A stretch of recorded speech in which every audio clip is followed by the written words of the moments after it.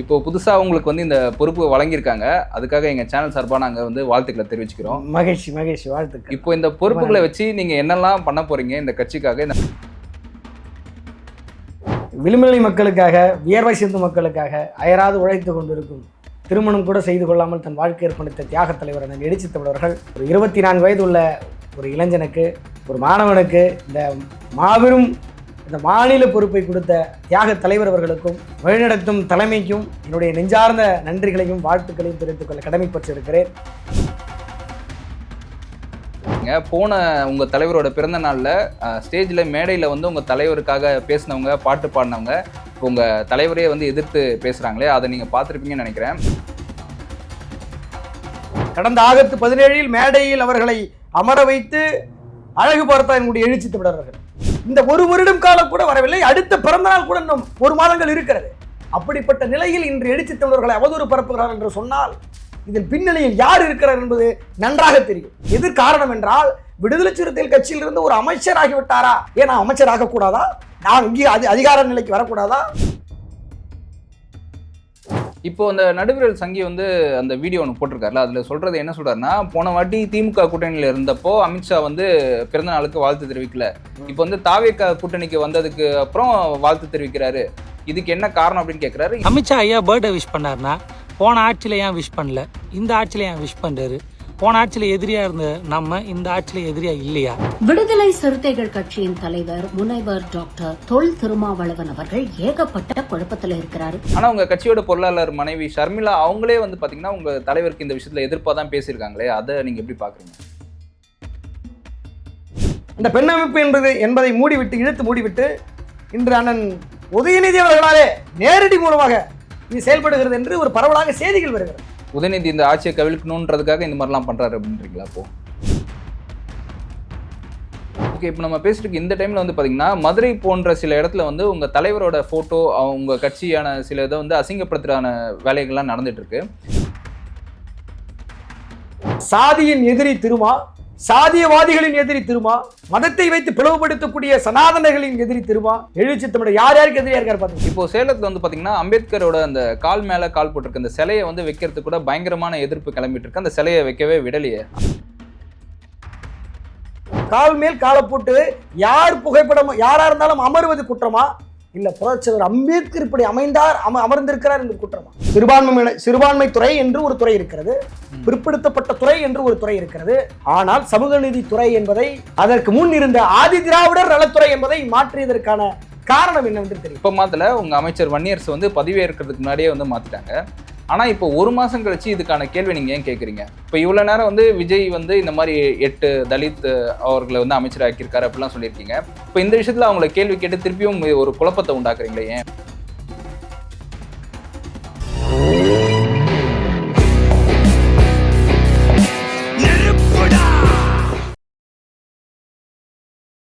The fire தமிழன் நேயர்களுக்கு வணக்கம். இன்னைக்கு நம்ம கூட இன்டர்வியூல விசிகேவின் மாணவர் அணி மாநில துணை செயலாளர் திருமாகாதலன் இருக்காரு. வணக்கம். வணக்கம் அண்ணா. இப்போ புதுசா உங்களுக்கு வந்து இந்த பொறுப்பு வழங்கியிருக்காங்க. அதுக்காக எங்க சேனல் சார்பா நாங்க வந்து வாழ்த்துக்களை தெரிவிச்சுக்கிறோம். மகிழ்ச்சி வாழ்த்துக்கள். இப்போ இந்த பொறுப்புகளை வச்சு நீங்க என்னெல்லாம் பண்ண போறீங்க? இந்த கட்சிக்காக, இந்த மக்களுக்காக என்ன பண்ண போறீங்க?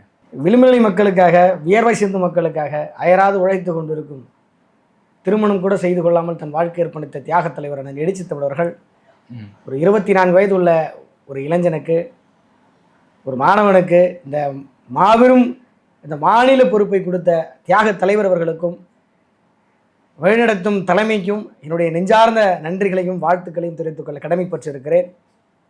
ஏனென்றால் இப்போ தற்காலத்தில் இளைஞர்கள் முக்கியத்துவம் வாய்ந்தவராக இருக்கிறார்கள். இளைஞர்கள் தான் இந்த ஒரு அரசியலை தீர்மானிக்கக்கூடியவர்களாக இருக்கிறார்கள். இன்னைக்கு தமிழ்நாட்டு அரசியலில் தமிழக வெற்றி கழகம் என்ற ஆளும் கட்சியாக இருக்கிறது என்றால் அது முக்கிய பங்கு இளைஞர்களும் பெண்களும் தான். ஒரு ஆட்சியின் மாற்றத்தை உருவாக்கியவர்கள் இளைஞர்கள்.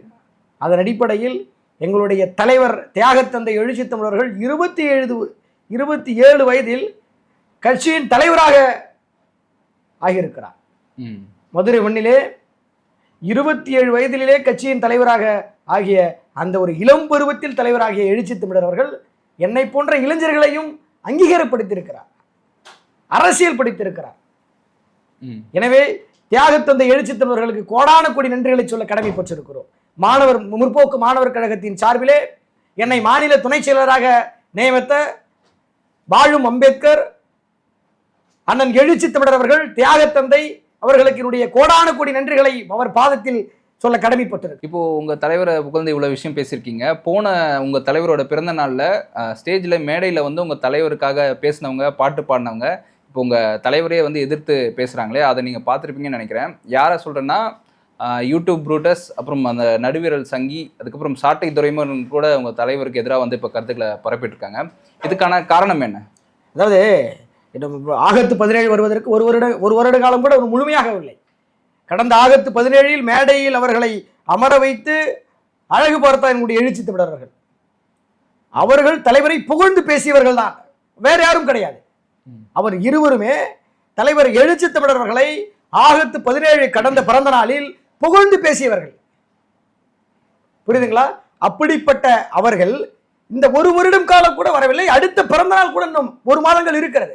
அப்படிப்பட்ட நிலையில் இன்று எழுச்சி தமிழர்களை அவதூறு பரப்புகிறார் என்று சொன்னால் இதில் பின்னணியில் யார் இருக்கிறார் என்பது நன்றாக தெரியும். திராவிட முன்னேற்ற கழகத்தின் பணத்தை பெற்றுக்கொண்டு யூடியூப் ரூட்ஸ் என்கக்கூடிய அந்த தோழரும், நடுவிரல் சங்கியில் இருக்கக்கூடிய அந்த தோழரும் இருவரும் திராவிட முன்னேற்ற கழகத்தில் பணத்தை பெற்றுக்கொண்டு நாம் பெரியாரியவாதிகள், நாம் பெரியாரிசம் பேசக்கூடியவர்கள் என்று முகத்திற்கு முன்னால் ஒரு வேஷத்தை காட்டிக்கொண்டு அவர்கள் இதுபோல தலைவர் எழுச்சி தமிழர்களை திட்டமிட்டு அவதூறு பரப்பிக் கொண்டிருக்கிறார்கள். இது விடுதலை சிறுத்தைகளின் முற்போக்கு மாணவர் கழகத்தின் சார்பில் வன்மையாக கண்டிக்கின்றோம், எச்சரிக்கை விடுகிறோம். உண்மையை சொல்கிறோம் என்றால் தியாக தந்தை எழுச்சி தமிழர்கள் ஏன் குறிவிக்கப்படுகிறார் என்றால் இந்த அரசியல் தமிழ்நாட்டு அரசியல் களத்தின் மையப்புள்ளியாக இருக்கிறார். அதனையும் கடந்து தமிழ்நாட்டு அரசியல் களத்தை தீர்மானிக்கக்கூடிய சக்தி, அதனையும் கடந்து இன்று தமிழக வெற்றி கழகத்தில் அமைச்சரவையில் அண்ணன் மாண்புமிகு அமைச்சர், சமூக நீதித்துறை அமைச்சர் அண்ணன் வன்னியரசு அவர்கள் இடம்பெற்றிருக்கிறார். அது இவர்கள் பொறுத்துக் கொள்ள முடியவில்லை. எது காரணம் என்றால் விடுதலை சிறுத்தைகள் கட்சியில் இருந்து ஒரு அமைச்சர் ஆகிவிட்டாரா? ஏன் நான் அமைச்சர் ஆகக்கூடாதா? நான் இங்கே அதிகார நிலைக்கு வரக்கூடாதா? அது வேறு. அங்கீகாரம் பெற்றதே உங்களால் பொறுக்க முடியவில்லை. நாம் அதிகார நிலைக்கு வந்தால் இன்னும் பொறுத்துக் கொள்ள முடியாத சில சங்கி ஊடகங்கள் இன்று அவதூறு பரப்புகிறார்கள். விடுதலை சிறுத்தைகள் கட்சியும் தலைவர் தியாக தலைவர் எழுச்சி தமிழர்களையும் பற்றி வன்மையாக கண்டிக்கக்கூடியவை. 1 வருடம் காலம் கூட ஆகவில்லை. ஆனால் இவர்கள் எல்லாம் மாறி மாறி பேசக்கூடிய அந்த ஒவ்வொரு ஒன்றும் அதே சாட்டை அவர்கள் இந்த 2 பேர் இருக்காங்களா யூடியூப் ப்ரோட்ஸ், இவரும் நடுவரல் சங்கி இருக்காருல்ல, இவங்க 2 பேரும் திமுகவில் பணம் பெற்றுக்கொண்டு அண்ணன் சீமானவர்களை தாக்கி பேசினார்கள். கடந்த 5 ஆண்டுகள் பார்த்தது உண்டு, நன்றாக பார்த்தது உண்டு, தட்ட தெளிவாக மக்களுக்கு தெரியும். அதே திராவிட முன்னேற்ற கழகத்தின் பணத்தை பெற்றுக்கொண்டு இன்று எங்களுடைய தலைவர் எழுச்சி தமிழர்களை பற்றி, விடுதலை சிறுத்தைகள் பற்றி தொடர்ந்து அவதூறாக பேசிக் கொண்டு வருகிறார்கள். இதை எங்களால் பொறுத்துக் கொள்ள முடியவில்லை. நான் ஒரு மாணவர் அணியின் மாநில துணை செயலராக எனக்கு அங்கீகாரம் பிடித்திருக்கிறார். அதன் காரணத்தால் நான் பொறுத்துக் கொள்வேன். எனக்கு மாநில பொறுப்பு வழங்கியிருக்கிறார். எதை பேச வேண்டும், எதை பேசக்கூடாது என்கிற அந்த நிலையை எனக்கு தலைவர்கள் அரசியல் படித்திருக்கிறார், எப்போது எங்கு எந்த நேரத்தில் பேச வேண்டும் என்பதை. ஆனால் என் முற்போக்கு மாணவர் கழகத்தில் பயிலக்கூடியவர்கள், இளைஞர்கள், விடுதலை சிறுத்தைகள், லட்சக்கணக்கான கருத்தியல் சிறுத்தைகள் இருக்கிறார்கள். அவர்கள் பொறுத்துக் கொள்ள மாட்டார்கள், நான் பொறுத்துக் கொள்வேன். தலைவருக்காக, எழுச்சி தமிழர்களுக்காக எல்லாரும் 5 வருடம் சமமாக இருக்கிறதா? இல்லை. ஒவ்வொரு வருடம் ஒவ்வொரு டிஃபரெண்டாக இருக்கிறது, ஏற்றத்தாழ்வுகளாக இருக்கிறது. அதுபோலதான் ஒவ்வொரு மனசும் வெவ்வேறானது. நான் இன்று அவர்கள் பேசுகிறார்கள் தோழர்கள் என்று நான் இறங்கிக் கொள்வேன், பேசுகிறவர்கள் பேசட்டும் என்று. ஆனால் ஒவ்வொரு சிறுத்தையும் இருக்குமா? நான் இருப்பேன். விடுதலை சிறுத்தைகள் பயணிக்கக்கூடிய லட்சக்கணக்கான சிறுத்தைகளும் அப்படி இருப்பார்களா ஒரே மனநிலையில்? இப்போ நீங்க சொல்றீங்க, இப்போ நான் வந்து அமைதியா இருப்பேன் அப்படின்னு சொல்றீங்க. ஆனா எங்க இளைஞர்கள் வந்து அமைதியா இருக்க மாட்டாங்கன்னு சொல்றீங்க. அவங்க என்ன பண்ணுவாங்க? நான் தலைவரின் கொள்கைகளையும் கோட்பாடுகளையும் உள்வாங்கியவன். அதனால் அமைதியாக நான் கடந்து செல்வேன். தலைவர் எங்களுக்கு அமைதியாக இருப்பது தலைவர் வளர்த்து எடுத்திருக்கிறார். எந்த நேரத்தில் எப்பொழுது அமைதியாக இருக்க வேண்டும், எப்போது நாம் திட்டவட்டமாக செயல்பட வேண்டும் என்பதை எங்களுக்கு வளர்த்து எடுத்திருக்கிறார். ஆனால் என்னை போன்ற இளம் சிறுத்தைகள், கருஞ்சிறுத்தைகள் அப்படி இருக்க மாட்டார்கள். ஏனென்றால் கருத்தியல் ரீதியாக தலைவரை நேசிக்கக்கூடியவர்கள். எல்லாரும் தலைவரை தேடுகிற தலைவர் அல்ல எங்களுடைய தலைவர். எல்லாம் தலைவராக பிறந்து விட்டார்கள். நானும் ஒரு கட்சியை தூங்குகிறேன், நானும் ஒரு கட்சியில் பயில்கிறேன் என்று கட்சியை உருவாக்கி வழிநடத்தக்கூடியவர் எங்களுடைய தலைவர் கிடையாது. சமூக விடுதலைக்காக போராடக்கூடியவர், சாதி ஒழிப்புக்காக போராடக்கூடியவர். அப்படிப்பட்ட தலைவரை நீ அவதூறாக பேசினால் எச்சரிக்கைத்தான் விடுவோம். இப்போ அந்த நடுவிரல் சங்கி வந்து அந்த வீடியோ ஒன்று போட்டிருக்காருல, அதுல சொல்றது என்ன சொல்றாருன்னா, போன வாட்டி திமுக கூட்டணியில இருந்தப்போ அமித்ஷா வந்து பிறந்த நாளுக்கு வாழ்த்து தெரிவிக்கல. இப்போ வந்து தாவேகா கூட்டணிக்கு வந்ததுக்கு அப்புறம் வாழ்த்து தெரிவிக்கிறாரு. இதுக்கு என்ன காரணம் அப்படின்னு கேட்கிறாரு. இதுக்கு வந்து உங்க கட்சியோட பொருளாளர் எஸ் பாலாஜி அவர்களோட மனைவி ஷர்மிளா கூட பதில் அளிச்சிருந்தாங்க. இதுக்கு நீங்க என்ன பதில் சொல்ல விரும்புறீங்க? அதாவது நட்பு பாராட்டு நட்பு ரீதியாக தான் அமித்ஷா அவர்கள் தொலைபேசி மூலமாக தலைவருக்கு ஒரு வாழ்த்து சொல்லியிருக்கிறார். புரியுதுங்களா? அதாவது கருத்தியல் ரீதியான எதிரி வேறு, ஒரு நட்பு பாராட்டுதல் வேறு, நட்பு புகழ்ச்சி வேறு. விடுதலை சிறுத்தை இப்போ வந்துட்டு இப்போ சொல்றேங்க, இப்போ சீமானண்ண வந்துட்டு உதயநிதி அவர்களிடம் ஸ்டாலின் அவர்களும் இன்று உற்று துணையாக இருக்கிறார். பேனாவை உடைப்பேன் என்று சொன்னவர். முத்துவேல் கருணாநிதி ஸ்டாலின் அவர்களின் பேனா அவருக்கு அவர் நினைவிடத்தில் பேனாவை வைத்தால் அது பேனாவை உடைப்பேன் என்று சொன்னவர் அவருக்கு நல்லவராக தெரிகிறார். 10 ஆண்டுகள் திராவிட முன்னேற்ற கழகத்தின் மதசார்பற்ற கூட்டணியை பிளவுபடுத்த கூடாது என்கிற எண்ணத்தில் இருந்த எழுச்சி தமிழர்கள் அவமதிக்கப்படுகிறாரா?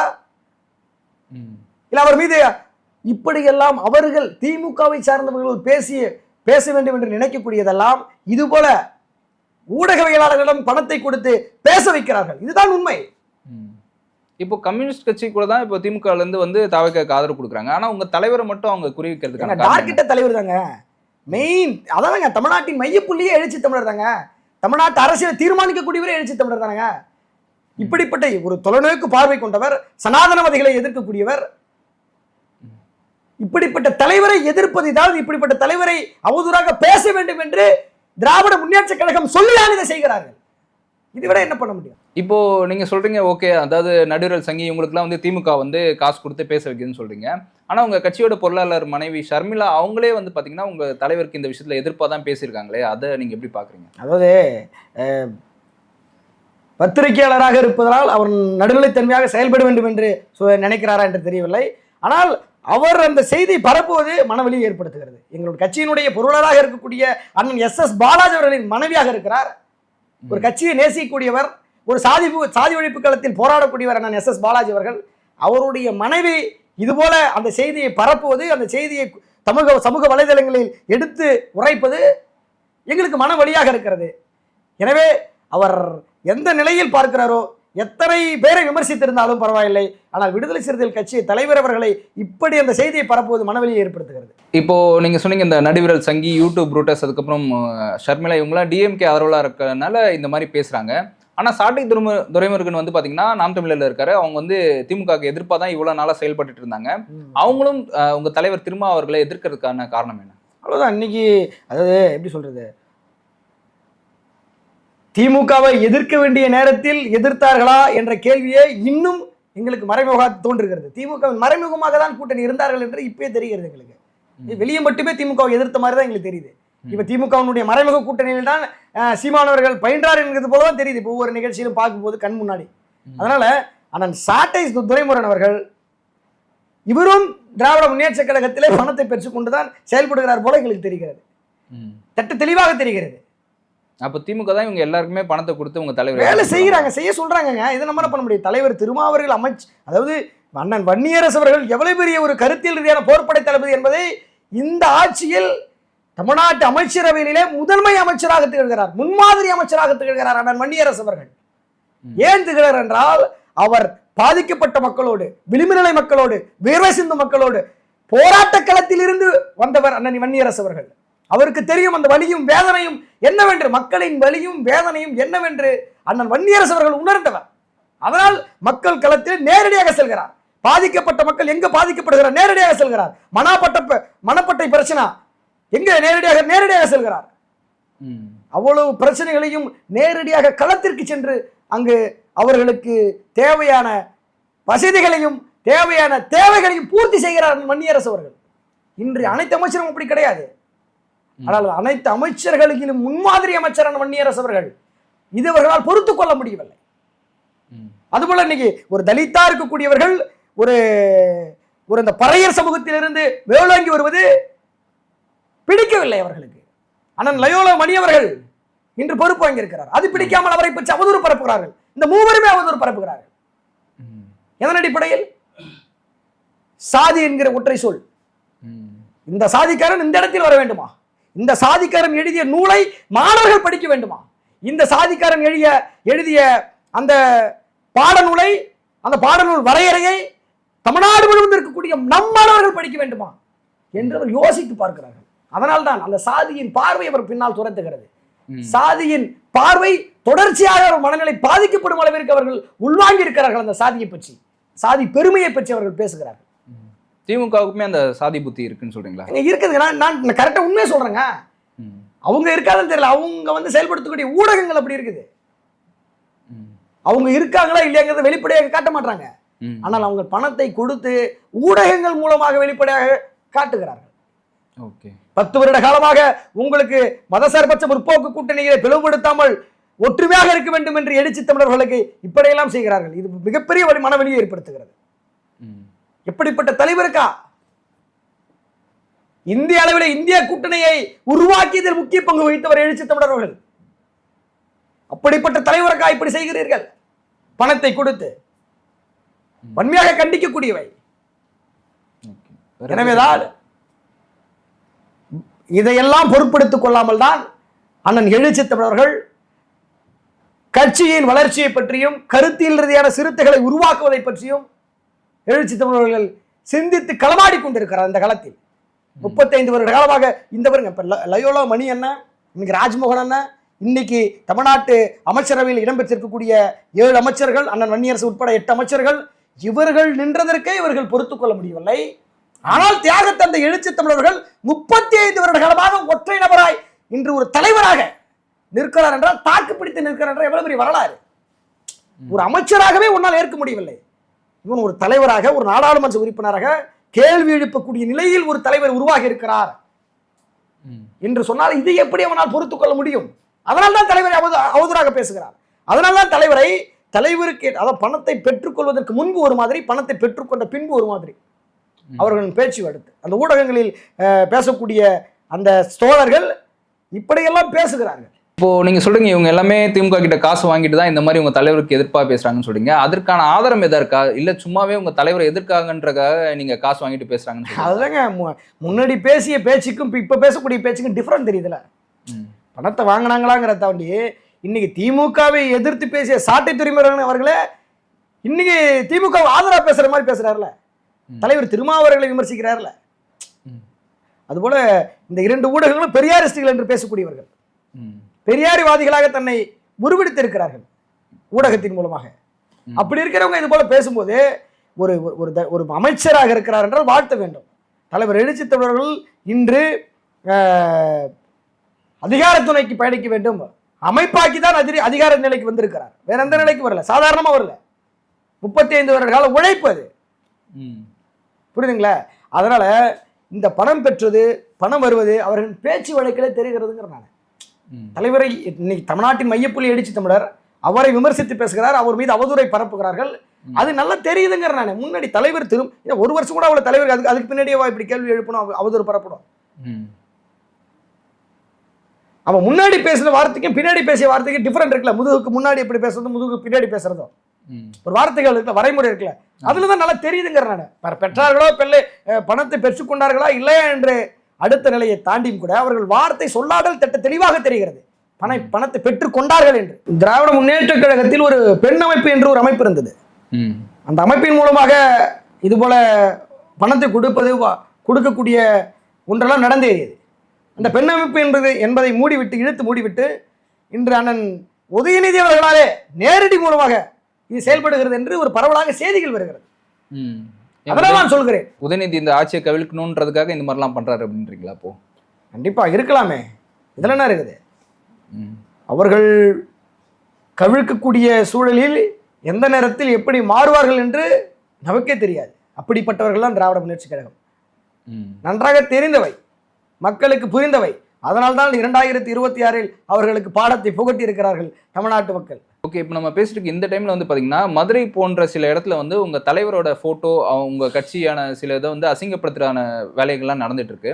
இப்போ வந்து உங்களுக்கு ஒரு ஆதரவான ஒரு ஆட்சி தான் நடந்துட்டு இருக்கு. பட் இந்த டைம்லுமே உங்களுக்கு உங்க தலைவருக்கு எதிர்ப்பா இந்த மாதிரி விஷயம்லாம் நடக்குது. இது எதற்காக நடக்குது இந்த விஷயம்? இன்னமும் சாதியவாதிகள் இன்னும் அதிகமாக இருக்கிறாங்க அந்த இடத்துல. இப்ப விடுதலை சிறுத்தைகளை புறக்கணிக்க கூடியவர்கள், விடுதலை சிறுத்தைகளை பிடிக்காதவர்கள், அவர்கள் எல்லாம் இன்னும் அந்த ஊர் சேரியாக பிரிந்து கிடக்கும்போது தலைவரின் படத்தை ஏற்க மாட்டாங்க.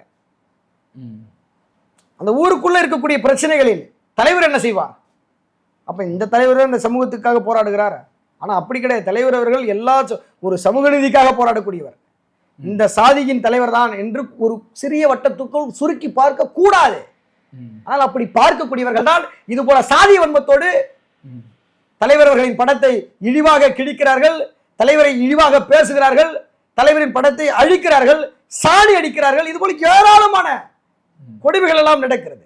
இதுக்கு பின்னாடி யார் இருப்பான்னு நினைக்கிறீங்க நீங்க? இதுக்கு பின்னாடி கண்டிப்பா சாதியவாதிகள் தான் இருப்பாங்க. வேற யார் இருப்பா? வேற இந்த கட்சியோட ஈடுபாடுகள் இருக்காது. சாதிவாதிகளாக திகழக்கூடியவர்கள், சாதியவாதிகளாக தன்னை பெருமையாக பேசக்கூடிய இயக்கங்களும் கட்சிகளும் தான் இருப்பார்கள். வேற இவர்கள் அவர்கள் என்பதை தாண்டி சாதியவாதிகள். சாதியவாதிகள் என்று சொன்னால் அனைவருக்கும் புரிந்தவை, தெரிந்தவை. சாதியால் தன்னை உயர்ந்தவன் என்று, சாதியால் தன்னை பெருமையாக பேசக்கூடியவர்கள் அனைவருமே சாதியவாதிகள். நான் இந்த சாதிக்காரன், இப்படிதான் இருப்பேன், நான் இந்த வரைமுறை தாண்டி நான் செல்ல மாட்டேன், இதற்கு சனாதன கோட்பாடுகளை தன் மனதிற்கு ஏற்றுக்கொண்டு இதன் சனாதனத்தின் அடிப்படையில் நான் நடைமுறைப்படுத்துவேன் என்னுடைய வாழ்வியலை என்று சொல்லக்கூடியவர்கள் அனைவருமே சாதியவாதிகள் தான். அவர்கள்தான் தலைவரை புறக்கணிக்கிறார்கள், அவர்கள்தான் தலைவரின் படத்தை கிழிக்கிறார்கள், அவர்கள்தான் தலைவரின் உருவத்தை பல நேரங்களில் எரித்ததும் கூட இருக்கலாம், எரிப்பார்கள் எதிர்காலத்தில். ஏனால் சனாதனத்தை எரிப்பவர் எழுச்சி தமிழர்ல. சனாதனத்தை ஆதரிக்கக்கூடியவர்கள் தலைவரின் படத்தை எரிக்க வாய்ப்பு இருக்கும். ஆனால் சனாதனத்தையே எரிக்கக்கூடியவர் எழுச்சி தமிழர், சாதியவாதிகளை எதிர்த்து பேசக்கூடியவர் எழுச்சி தமிழர். அப்படிப்பட்டவர்களை எப்படி எழுச்சி தமிழர் அவர்களை பிடிக்கும்? பிடிக்காது. அப்ப சாதியின் எதிரி திருமா, சாதியவாதிகளின் எதிரி திருமா, மதத்தை வைத்து பிளவுபடுத்தக்கூடிய சனாதனர்களின் எதிரி திருமா, எழுச்சி தமிழர் யார் யாருக்கு எதிரியா இருக்காரு பாத்துங்க. சமத்துவத்தின் எதிரி கிடையாது, சமூக நீதிக்கு எதிரி கிடையாது, சகோதரத்துவத்துக்கு எதிரி கிடையாது. இவர்களுக்கு எல்லாம் எதிரி யார் என்றால் சனாதனவாதிகள் தான். சமூக நீதிக்கும் சமத்துவத்துக்கும் சகோதரத்துவத்துக்கும் எதிரி சனாதனவாதிகள், சாதியவாதிகள். இவர்களுக்குத்தான் இது மூணும் பிடிக்காது. இந்த மூணுமே இவர்களை ஒன்று, எல்லாரும் சமம் என்று சொல்வது, சமூக நீதியும் சமத்துவமும் சமூக சகோதரத்துவமும் எல்லாம் சமம், அனைவரும் சமம் என்று சொல்லக்கூடியவர் எழுச்சி தமிழர். எல்லாம் சமம் என்று சொல்லக்கூடிய மூணு தத்துவங்களையும் தான் எதிர்ப்பது அந்த சனாதனவாதிகளும் சாதியவாதிகளும். இதைதான் நாம் வன்மையாக கண்டிக்கிறோம். இதைதான் எழுச்சி தமிழர் ஒவ்வொரு மேடையிலும் ஓங்கி வழங்கி கொண்டிருக்கிறார். இதைதான் பிடிக்காமல் இது போல கொடுமைகளை செய்கிறார்கள். இப்போ புரியுதுங்களா உங்களுக்கு தலைவருடைய படத்தை ஏன் இது மாதிரி பண்றாங்கன்னு சொல்லிட்டு. இப்போ சேலத்துல பாத்தீங்கன்னா அம்பேத்கரோட அந்த கால் மேல கால் போட்டிருக்க அந்த சிலையை வைக்கிறதுக்கு கூட பயங்கரமான எதிர்ப்பு கிளம்பிட்டு இருக்கு. அந்த சிலையை வைக்கவே விடலையே, அதை நீங்க எப்படி பாக்குறீங்க? அத சொல்ற, ஒரு அரசியலமைப்பு சட்டத்தை உருவாக்கி நாடாளுமன்ற அவையில் நடுவிலே அதே கால் மேல கால் போட்ட புரட்சியாளர் அம்பேத்கரின் சிலை பெரிதாக உள்ளது. எப்போது? இந்திய அளவிலே இருக்கக்கூடிய நாடாளுமன்ற அவையில் நடுவிலே புரட்சியாளர் அம்பேத்கரின் அவரின் சிலை கால் மேல் கால் போட்டு அமர்ந்ததோடு இருக்கிறது. கையிலே புத்தகத்தை வைத்துக் கொண்டு உயர்ந்த பார்வையில் இருக்கிறது. அதனை வெளிப்படுகிறார் நரேந்திர மோடி அவர்கள். புரியுதுங்களா? உயர்வு தாழ்வு எங்க இருக்கிறது? மனிதனாக பார்க்கும் இடத்தில் எங்கடா சாதி? உன் மனதிற்குள் தான் ஒரு சாதிய பார்வை இருக்கிறது. சட்டத்தை வகுத்து சாதனை படைத்து எல்லா மக்களும் சமமாக வாழிட வேண்டும் என்று குரல் எழுப்பியவர் புரட்சியாளர் அம்பேத்கரா உனக்கு எதிரி? ஒரு எக்ஸாம்பிள் சொல்றேங்க. நீ பிற்படுத்த ஒரு தலித் அல்லாதவரா இருக்கட்டும், அவருக்குன்னு ஒரு பிரச்சனை ஏற்படுது, வீட்டுல ஏதோ ஒரு சண்டையோ இல்ல கொலையோ அல்லது அவங்க சமூகத்தை சார்ந்த ஏதாவது ஒரு சண்டை நடக்குது. எங்க போவாங்க? கேஸ் கொடுக்க போவாங்களா? கேஸ் கொடுத்த பிறகு நீதி கேட்க கோர்ட்டுக்கு போவாங்களா? அங்க போலீஸ் ஸ்டேஷன்ல முடியலன்னா எங்க போவாங்க?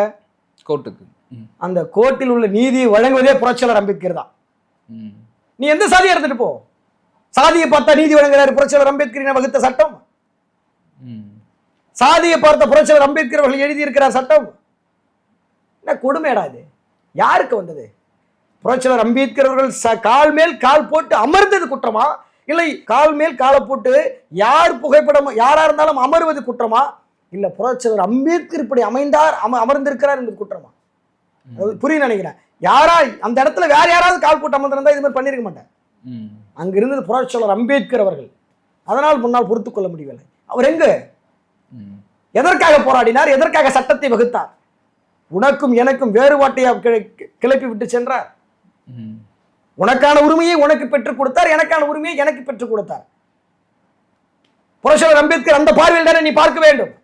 ஒரு தேச தலைவரில் ஒருவராக புரட்சியாளர் அம்பேத்கர் அவர்களை நேசிக்க வேண்டுமா இல்லையா? அப்படிப்பட்ட புரட்சியாளர் அம்பேத்கர் அவர்களின் சிலையை மூடுகிறாங்க. இது சாதியவாதிகளாக திகழக்கூடிய காவல்துறை காக்கி சட்டை, காக்கி மேல் இருக்கும், காக்கிக்குள் ஒரு சாதி இருக்கும். எங்கள் எழுச்சி தமிழர்கள் சொல்லி இருக்கிறார் மேடையில், எங்களை வளர்த்து எடுத்திருக்கிறார். காக்கி என்பது மேலே இருக்கக்கூடிய ஒரு போர்வை, அந்த போர்வைக்குள் ஒரு சாதி இருக்கிறது. அவர் எவ்வளவு பெரிய உயர்ந்த அதிகாரியாக இருக்கட்டும், மாவட்ட ஆட்சியராக கூட இருக்கட்டும், காவல்துறையில் உயர்ந்த அதிகாரியாக இருக்கட்டும், ஆனால் அது காக்கி சட்டைக்குள் ஒரு சாதிய பார்வை இருக்கிறது. அதனால்தான் எங்களுடைய மக்களை அங்கு அடித்திருக்கிறார். அந்த சிலைக்கு ஆதரவாக இருக்கக்கூடிய மக்களை அடித்து துன்புறுத்துகிறார்கள். இப்போ காவல்துறைக்கு அமைச்சரா இப்ப யாரு இருக்காங்க? மாண்புமிகு தமிழ்நாடு முதலமைச்சரான விஜய் அவர்கள். ஓகே, அவங்க உங்க கூட தானே கூட்டணியில் இருக்காங்க. அப்ப நேரடியாவே இதுக்கான இதுல என்ன தப்பு இல்லை. எங்கு பாதிக்கப்பட்டாலும் அதற்கான கேள்வி கேட்கக்கூடிய உரிமை எனக்கு எழுச்சி தமிழர் வழங்கி இருக்கிறார். இது ஒரு ஜனநாயக நாடு. புரட்சியாளர் அம்பேத்கர் அவர்களுக்கு சிலையை வைக்கக்கூடிய பிரச்சனை என்றால் தமிழக வெற்றி கழகத்தின் கொள்கை தலைவராக இருக்கக்கூடிய ஒருவர் தானே புரட்சியாளர் அம்பேத்கர். அவரின் சிலைக்கு இவ்வளவு பிரச்சனை ஏற்படுகிறது, அவர் சிலை வைக்க கூடாதா? தெளிவாக தமிழ்நாடு முதலமைச்சர் அவர்களை ஏன் புரட்சியாளர் அம்பேத்கரின் சிலையை வைக்கக்கூடிய முடியவில்லை? உங்கள் தமிழக வெற்றி கழகத்தின் கொள்கை தலைவர்களின் முதன்மையான தலைவர் புரட்சியாளர் அம்பேத்கர் அவர்கள் ஏன் வைக்க முடியவில்லை? நான் தெளிவாக கேட்பேன். எனக்கு ஒன்றும் பயம் கிடையாது. எழுச்சி தமிழர்கள் பெற்றெடுத்த பிள்ளை நாங்கள், கருத்தியல் ரீதியான பிள்ளை. எழுச்சி தமிழர் அவர்களுக்கு கரு ரீதியாக தான் பிள்ளைகள் இல்லை, ஆனால் கருத்தியல் ரீதியாக லட்சக்கணக்கான குழந்தைகள் என்னை போன்று இருக்கிறார்கள். அவர்கள் கேள்வியை கேட்பார்கள். புரியுதுங்களா? அதனாலதான் சொல்றோம், எங்கு பிரச்சனை ஏற்பட்டாலும், எங்கு மக்கள் பாதிக்கப்பட்டாலும், நாங்கள் கூட்டணியிலே இருந்தாலும் பாதிக்கப்பட்ட மக்களோடு குரல் கொடுப்போம். இதுதான் விடுதலை சிறுத்தைகள். திராவிட முன்னேற்ற கழகத்தில் இருந்த போதும் இதனை தான் செய்தோம். தமிழக வெற்றி கழகத்தின் கூட்டணியில் இருந்தாலும் பாதிக்கப்பட்ட மக்களாக இருந்தால் அவர்கள் இடத்தில் இருந்து குரல் கொடுக்கக்கூடியவர்கள் விடுதலை சிறுத்தைகள், தலைவர் தியாகத்தந்தை எழுச்சி தமிழர்கள் என்பதை ஆணித்தரமாக சொல்ல கடமைப்பட்டிருக்கிறேன். இப்ப அதே சொல்றதா, இப்ப தமிழக வெற்றி கழகத்தின் தலைவர் மாண்புமிகு தமிழ்நாடு முதலமைச்சர் தலித்துகளுக்காக சமூக நீதியை காத்த அண்ணன் விஜய் அவர்கள் 8 அமைச்சர்களை வழங்கியிருக்கிறார். அவர்களுக்கு கோடான கோடி நன்றிகள். தமிழ்நாட்டு அரசியல் வரலாற்றில் மிகப்பெரிய மாற்றத்தை எழுப்பியிருக்கிறார். அவருக்கு என்னுடைய நெஞ்சார்ந்த நன்றிகள். அதனையும் கடந்து சிறுபான்மை துறை என்று ஒரு துறை இருக்கிறது, பிற்படுத்தப்பட்ட துறை என்று ஒரு துறை இருக்கிறது. ஆனால் சமூக நீதி துறை என்பதை, அதற்கு முன் இருந்த ஆதி திராவிடர் நலத்துறை என்பதை மாற்றியதற்கான காரணம் என்னவென்று தெரியவில்லை. இப்ப எங்க தலைவர் கூட இன்னைக்கு நேற்றுக்கு திருச்சியில பேசியிருக்கிறார். சமூக நீதி துறை என்பதை ஆதி திராவிடர் நலத்துறை என்று மாற்ற வேண்டும் என்று சொல்லியிருக்கிறார். ஏன் ஆதி திராவிடர் நலத்துறை என்று சொன்னால் அது எங்களுக்கான துறை. எங்களுக்கான என்பதை விட பறையர்களுக்கான துறை. அப்படிப்பட்ட துறையை ஏன் சமூக நீதி துறையாக பார்க்க வேண்டும்? அப்ப சமூக நீதி துறை என்றால் நாங்கள் மட்டும்தான் சமூக நீதி பேசுகிறோமா? ஏன் பிற்படுத்தப்பட்ட மக்களுக்கு சமூக நீதி வேணாமா? சிறுபான்மை நலத்துறை அமைச்சராக இருக்கக்கூடிய அல்லது அந்த மக்களுக்கு சமூக நீதி தேவையில்லையா? எங்கு சாதி பார்க்கிறார்கள்? எங்கு போனாலும் சாதியா? எத்தனை ஆட்சிகள் மாறினாலும், எத்தனை காட்சிகள் மாறினாலும் சாதி என்கிற ஒற்றை சொல் மட்டும் தொடர்ந்து கொண்டுதான் இருக்குமா? அப்ப ஆதி திராவிடர் என்கிற நலத்துறை, ஆதி திராவிடர் என்பது சொல்வது சாதிய பரவி தானே, சொல்லக்கூடாது என்பதற்காக தானே சமூக நீதி என்ற மாற்றத்தை ஏற்படுத்தியிருக்கிறார்கள். பிரச்சனை எங்க இருந்தாலும் கேள்வி கேட்போங்க. அது எங்க தலைவர்கள் எங்களுக்கு அதுக்கான அதிகாரத்தை கொடுத்திருக்கிறாரு, அங்கீகாரப்படுத்தியிருக்கிறார், எங்களை அமைப்பாக்கி அரசியல் படுத்தியிருக்கிறார். அதனால தான் இந்த கேள்வி கேட்கிறோம். நான் கேட்கிற கொஸ்டின் கரெக்டா இருக்கு, நீங்க தப்பா இருந்தா சொல்லுங்க. சிறுபான்மை நலத்துறை, பிற்படுத்தப்பட்ட நலத்துறை, ஆதி திராவிடர் நலத்துறை, ஆதி திராவிடர் நலத்துறையை மட்டும் சமூக நீதித்துறை என்று மாற்றியிருக்கிறார். அப்ப சமூக நீதித்துறை என்று மாற்றினால் பிற்படுத்தப்பட்ட துறையும் சிறுபான்மை நலத்துறையும் 3 துறை ஒன்றிணைக்கணும்ல. 3 துறை ஒன்றிணைச்சு ஒரே சமூக நீதி அமைச்சர் தான் உருவாகணும். அப்ப அவங்களுக்குன்னு ஒரு துறை இருக்குல்ல, பிற்படுத்தப்பட்ட துறைக்குன்னு ஒரு துறை இருக்குல்ல, சிறுபான்மை நலத்துறைன்னு ஒரு துறை இருக்குல்ல, ஆதி திராவிடர் துறை மட்டுமே சமூக நீதி துறைன்னு மாற்ற வேண்டும் கேட்கிறேன் நான். என்னுடைய கேள்வி அதுதான். இந்த கேள்விக்கு மாண்புமிகு தமிழ்நாடு முதலமைச்சர் மதிப்பிற்குரிய அண்ணன் விஜய் அவர்கள் இந்த துறையை ஆதி திராவிடர் நலத்துறை என்று மாற்றினால் சரியாக இருக்கும் என்று வெளிப்படையாகவே உங்களை சொல்லி வேண்டி விரும்பி கேட்டுக்கொள்கிறேன். இது என்னை போன்ற இளைஞர்கள் மத்தியில் ஓடக்கூடிய ஒரு நீரோட்டம், அவ்வளவுதான். இந்த ஓட்டத்தில் தான் நான் கேள்வி கேட்கிறேன். ஏனென்றால் இந்த சமூக நீதித்துறை என்பது சமூக நீதி பார்வையில் இயங்கக்கூடிய விடுதலை சிறுத்தைகளுக்கு வழங்கப்பட்டதா என்பதையும் டிக்ளேர் பண்ணுங்க. விடுதலை சிறுத்தைகள் சமூக நீதிக்கான இயக்கம், அதனால் அந்த துறையை சார்ந்த ஒருவருக்கு சமூக நீதித்துறை என்று சொல்கிறோம். இல்லைன்னா அதை டிக்ளேர் பண்ணுங்க, நீங்க விளக்கத்தை கொடுங்க. நாங்கள் சமூக நீதிக்கான இயக்கம் தான், அதில் எந்த மாற்று கருத்தும் கிடையாது. சமத்துவத்தை நோக்கி பயணிக்கக்கூடிய இயக்கம் தான், அந்த எதிலும் மாற்று கருத்து கிடையாது. சகோதரத்துவத்தை பேணி கேட்கக்கூடிய இயக்கம் தான், அதில் எந்த மாற்று கருத்தும் கிடையாது. நீங்க டிக்ளேர் பண்ணுங்க. சமூக நீதித்துறை என்பதை ஏன் கொடுத்தோம் என்பதை விடுதலை சிறுத்தைகளில் அமைச்சராக அண்ணன் வன்னியரசு இருப்பதனால், அது விடுதலை சிறுத்தைகளுக்கான ஒரு அமைச்சரவை என்பதனால் நாங்கள் சமூக நீதி என்று மாற்றினோம் டிக்ளேர் பண்ணுங்க. இல்ல அது இல்லை என்றால் நீங்க சொல்லுங்க. எதனால மக்கள் புரிஞ்சுக்கணும்ல. இன்னைக்கு விடுதலை சிறுத்தைகள் கட்சியின் தலைவர் அண்ணன் வன்னியரசு அவர்கள், அண்ணன் எழுச்சி தமிழர் அவர்கள் நேற்று கூட அந்த கொஸ்டின் கேட்டிருக்காரு. தலைவர் எழுச்சி தமிழர் அவர்கள், எங்களுக்கு வியப்புக்குரியதாக இருந்தது சமூக நீதித்துறை என்றதும், ஆனால் எங்களுக்கு ஆதி திராவிடர் நலத்துறை என்றே வைத்துக் கொள்ளுங்கள் என்று எழுச்சி தமிழர் சொல்லியிருக்கிறார். ஓகே, இப்போ வந்து ஆதி திராவிடர் நலத்துறையை வந்து சமூக நீதித்துறையாக மாற்றிருக்காங்க. இது வந்து இப்போ மாற்றல, உங்கள் அமைச்சர் வன்னியரசு வந்து பதவியேற்கிறதுக்கு முன்னாடியே வந்து மாற்றிட்டாங்க. ஆனால் இப்போ ஒரு மாதம் கழிச்சு இதுக்கான கேள்வி நீங்கள் ஏன் கேட்குறீங்க? இப்போ இவ்வளோ நேரம் வந்து விஜய் வந்து இந்த மாதிரி 8 தலித் அவர்களை வந்து அமைச்சராக்கியிருக்காரு அப்படிலாம் சொல்லியிருக்கீங்க. இப்போ இந்த விஷயத்தில் அவங்களை கேள்வி கேட்டு திருப்பியும் ஒரு குழப்பத்தை உண்டாக்குறீங்களே ஏன்? அது திரும்பவும் சொல்கிறேன், மதிப்பிற்குரிய மாண்புமிகு தமிழ்நாடு முதலமைச்சர் விஜய் அவர்கள் இந்த 8 அமைச்சர்களை கொடுத்ததும், விடுதலை சிறுத்தைகள் கட்சியின் முன்னணி பொறுப்பாளர் அண்ணன் வன்னியரசு அவர்களுக்கு சமூக நீதித்துறை என்று அமைச்சர் கொடுத்ததும் நாங்கள் வாழ்த்துக்கள், பாராட்டுக்கள். முதன்முறையாக 35 வருட காலமாக எங்கள் கனவு திட்டத்தை நிறைவேற்றுகிறார் அண்ணன் விஜய் அவர்கள். அந்த நிலையில் அவர் கொடுக்கிறார், நாங்கள் பெற்றுக்கொள்கிறோம். நாங்கள் ஆதரவு அளித்தோம், அந்த ஆதரவுக்கு அவர் ஒரு அமைச்சரவையை கொடுக்கிறார்கள். இதுக்கு முன்னால் இருந்தவங்க அமைச்சரே கொடுக்கலையே, அதை பற்றி பேச மாட்டீங்களே? இல்லை, இப்போ நீங்கள் இதுக்காக சொல்கிறீங்க. நான் என்ன கேட்குறேன்னா, இதுக்கு முன்னாடி இருந்தவங்க அமைச்சரே கொடுக்கல, ஆட்சியிலும் அதிகாரத்திலும் பங்கு என்று முழங்கியது 30 வருட காலமாக முழங்கி கொண்டிருக்கிறார் எழுச்சி தமிழர் அவர்கள். கடந்த 5 ஆண்டுகளில் அண்ணன் ஆதவ் அர்ஜுனா, இப்பொழுது தாவேக்காவில் இருக்கிறார்ல அண்ணன் ஆதவ் அர்ஜுனா அவர்கள், அவரே அந்த முழக்கத்தை முழங்கினார் ஒவ்வொரு சேனலிலும். எப்போது விடுதலை சிறுத்தைகளாக இருக்கும்போது, திராவிட முன்னேற்ற கழகத்தின் கூட்டணியில் அங்க வகிக்கும் போது, ஏன் அப்ப கொடுத்திருக்கலாம்ல? அந்த 4 எம்எல்ஏக்கு ஒரு அமைச்சர் பதவி கொடுக்கல. இப்போ வந்து கொடுக்காததை பேசாம கொடுத்ததை விமர்சிக்கிறீங்க. அந்த கொடுத்ததே விமர்சிக்கல. இப்ப விஜய் அவர்கள் கொடுத்திருக்காரு, ஆனா அவருக்கு எதிர்ப்பாதான் நீங்க கேள்வி வைக்கிறீங்க. திரும்பவும் சொல்றேன், அந்த அமைச்சரவை பட்டியல் ஆதரவு கொடுத்ததற்கு அவர் அமைச்சரவை பதவியை கொடுத்தார்கள். அதை மனப்பூர்வமாக ஏற்றுக்கொண்டு செயல்படுத்திக் கொண்டிருக்கிறார். முதன்மை அமைச்சராக நான் வன்னியரசு அவர்கள் செயல்பட்டுக் கொண்டிருக்கிறார். இப்ப அந்த கேள்வி கேட்க வேண்டிய காலம் இப்பதானே ஆரம்பிச்சிருக்காரு. நம்ம கேட்டுக்குவோம் பொறுமையா. இப்போதானே வந்திருக்காப்ல மாண்புமிகு தமிழ்நாடு முதலமைச்சர் விஜய் அவர்கள். அமைச்சரவையில் நீடித்துக் கொண்டிருக்கிறோம் அல்லது கூட்டணியில் இயங்கிக் கொண்டிருக்கிறோம், பொறுமையாக நாம் கேட்டுக்கொள்வோம் என்பதனை கேட்டுக்கொள்ளக்கூடிய ஜனநாயக நாட்டில் அவர் உரிமை கொடுத்திருக்கிறார், சுதந்திரத்தை கொடுத்திருக்கிறார். நீங்கள் கேள்வி கேட்கவும், உங்களால் உங்களுடைய கோரிக்கைகளையும் உங்களுடைய சுதந்திரத்தை நான் கொடுக்கிறேன், வெளிப்படைத்தன்மையாக செயல்படுவதற்கு நான் உங்களுக்கு அங்கீகாரத்தை சுதந்திரமாக செயல்படுவதற்கு வழங்கியிருக்கிறார் அண்ணன் விஜய் அவர்கள். அதன் அடிப்படையில், சுதந்திரத்தின் அடிப்படையில் அவரிடம் நாங்களே கேட்கிறோம். அதனால்தான் நீ உடனே கேட்டா இப்படி, உடனே எங்களுக்கு வேணாம்னு சொன்னா இப்படி? 35 வருட கால கனவு, அந்த கனவு திட்டத்தை நிறைவேற்றுகிறார். திராவிட இயக்கங்கள் என்று சொல்லிக் கொண்டிருந்தவர்கள் எங்களுக்கு நிறைவேற்றவில்லை.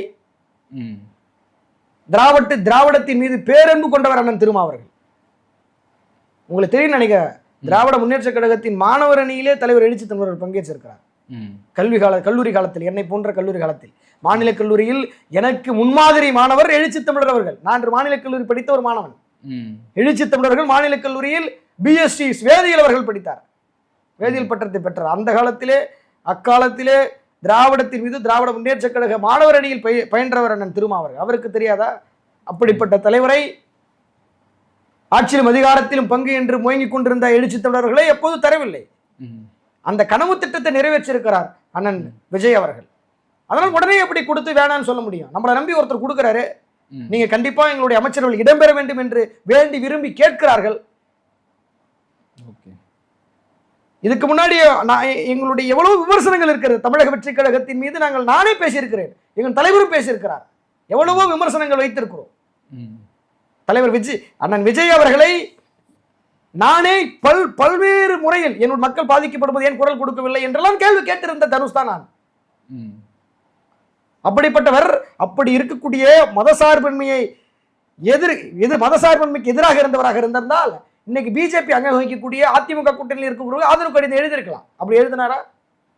யாரை நம்பி வந்தார்? மதசார்பற்ற முற்போக்கு கூட்டணியில் அங்க வைக்கக்கூடிய கம்யூனிஸ்டுகளையும் விடுதலை சிறுத்தைகளையும் தானே தேடி வந்தார். ஆதரவு நீங்க கொடுங்கன்னு ஆதரவு கடித்து எழுதினாரு. அந்த இடத்தில் தான் நாங்கள் பார்த்தோம் பிஜேபியின் பி டீம் அல்ல தாவேக என்பதை நாங்கள் வெளிப்படையாக அவர்கள் நிரூபித்திய அந்த இடம் அது. அதனால்தான் அந்த உடனே நாங்கள் எப்படி நாங்கள் முடிவெடுக்க முடியும்? இப்போதானே கூட்டணியில் போறோம், இப்போதானே அமைச்சரவையில் இடம்பெற்று மிக சிறப்பாக களப்பணி ஆட்சி கொண்டிருக்கிறார் அண்ணன் வன்னியரசு அவர்கள். உடனே கவிழ்த்தம் என்றால் உடனே வந்து அமைச்சர் வேடான்னு சொன்னா அதுல என்ன இருக்குது? சொல்லி பார்ப்போம். தலைவர் சொல்லியிருக்காரு. ஆனா மாண்புமிகு தமிழ்நாடு முதலமைச்சர் விஜய் அவர்கள் மாற்றுவார் என்கிற நம்பிக்கை எங்களுக்கு இருக்கிறது. ஓகே, இப்போ ஆதி திராவிடர் அப்படின்னா அதுல யாரெல்லாம் வராங்க? அதாவது ஆதி திராவிடர்னா பறையர்கள் தான், பறையர்களுக்கானது தான் ஆதி திராவிடர். எல்லாருக்கும் இருந்தது. ஆதி திராவிடர் என்பது ஏற்றவர்கள் ஆதி திராவிடர்களாக இருக்கிறார்கள். ஏற்க மறுத்த கிருஷ்ணசாமி போன்றவர்கள் ஆதி திராவிடர் என்பதை விரும்ப மாட்டாங்க. அது வந்து எனக்கான துறை கிடையாதுங்கிறாங்களே. இல்ல, அப்ப அதனால தானே இப்போ மத்த சமூகமும் அதுல இருக்கு. அப்ப அதுக்கு வந்து காமனா ஒரு நேம் வைக்கணும் அப்படின்றதுக்காக தான் சமூக நீதித்துறை அப்படின்னு வைக்கிறாங்க. புரியுதுங்க. அப்ப நான் ஆதி திராவிடர் நலத்துறைங்கன்னு சொல்றீங்களே, எல்லாருக்குமான துறை தான். அயோத்தி சார் பண்டிதர் அவர்கள் ஆதி திராவிடர் என்றால் பறையர்கள் அந்த அந்த பல்லர் பறையர் சொல்றீங்களே, அது எல்லாத்துக்குமான துறை தான். அதை ஏற்றுக்கொள்ள முடியாதவர்கள் தானே. அதில் படித்த இளைஞர்கள் படித்தவர்கள் வந்து அதை ஏற்றுக்கொள்கிறாங்க ஆதி திராவிடர் எனக்கான துறை என்று. படிக்காதவர்கள் அது என் துறை இல்லை என்று கிருஷ்ணசாமி போன்றவர்கள் இருக்கிறாங்க. அப்படி இருந்ததுனால தானே நீங்க தியாகத்தந்தை எழுச்சி தமிழர்கள் அண்ணன் கவின் அவர்களின் படுகொலைக்கு குரல் எழுப்பினார். கவின் அவர்கள் யாரு? பறையரா? பல்லர் சமூகத்தை சார்ந்தவர். அவருக்கு குரல் கொடுத்தார கொடுக்கல எழுச்சி தமிழர் அவர்கள். நாடாளுமன்றத்தில் குரல் எழுப்ப வேண்டும் என்று தந்தை அவர்கள் குரல் கொடுத்தார கூடிய கவினின் தந்தை. அப்படியா சாதி பார்த்து எழுச்சி தமிழர்கள் பேசுகிறார்? சாதி பார்த்த எழுச்சி தமிழர்கள் ஒவ்வொரு வன்கொடுமைகளுக்கும் கண்டனத்தை எழுப்புகிறார். எங்கு பாதிக்கப்பட்டாலும் குரல் எழுப்பிக் கொண்டிருக்கிறார். காவல்துறையால் படுகொலை செய்யப்பட்ட அஜித் அவர்களை தெரியும் நன்றாக உங்களுக்கு. அவர் எந்த சமூகத்தை சேர்ந்தவர்? அவருக்கு ஓடோடி வந்து தலைவர் எழுச்சி தமிழர்கள் அங்கு பாதிக்கப்பட்ட குடும்பத்தை நேரில் சென்று ஆறுதல் சொன்னார். எழுச்சி தமிழர்கள் சாதியை கடந்து சாதனை படைத்தவர் திருமாவர்கள் என்பதை ஆணித்தரமாக நிரூபித்து காட்டிக் கொண்டிருக்கிறார் அண்ணன் எழுச்சி தமிழர்கள். இதை நான் நெஞ்சை உயர்த்தி தலை நிமிர்த்தி சொல்ல கடமைப்பட்டிருக்கிறேன். கண்டிப்பாக மாற்றுவார். ஆதி திராவிடர் நலத்துறை என்கிற அந்த துறையை மீண்டும் சமூக நீதித்துறையிலிருந்து ஆதி திராவிடர் நலத்துறையாக அண்ணன் விஜய் அவர்கள் மாற்ற வேண்டும் என்று முற்போக்கு மாணவர் கழகத்தின் மாநில துணை செயலாளர் என்ற முறையில் நான் கோரிக்கை வைக்கிறேன். ஓகே, இவ்வளவு நேரம் ரொம்ப அழகா எல்லா கருத்துக்களும் சொல்லியிருந்தீங்க. உங்களோட நேரத்துக்கும் கருத்துக்கும் நன்றி. ரொம்ப நன்றி, மகிழ்ச்சி.